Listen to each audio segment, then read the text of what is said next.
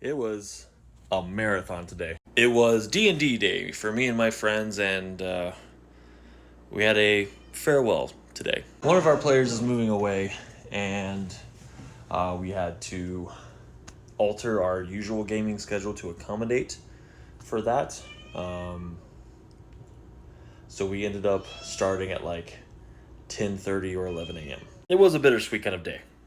The player's character is still in the narrative for the moment, but we did have our goodbyes with the player, and we wish them well. So now we have someone puppeting their character until such a time as the character has their chance to leave. If they're in the middle of a dungeon, kind of hard to do that. But we also had the added trouble, so to speak.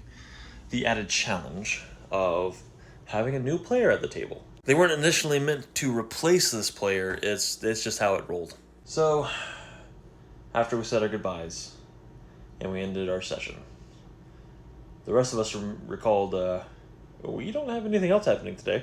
So we ended up having even more D&D after a dinner break. I am exhausted, but it was loads of fun. And as a DM, I got to drop some big lore and give out some cool items.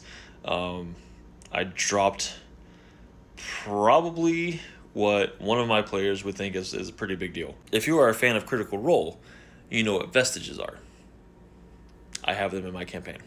I call them Splinters of Fate for my own lore reasons, but that's essentially what they are, and it was revealed that not only was one of the objects that they found in this Dungeon of Vestige, another item that they had already collected was one as well. So, it was a long day of D&D, lots of fun. I cannot wait to play again.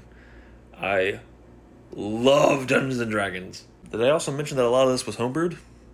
Yeah, a lot of it was homebrewed. A lot of work, a lot of love.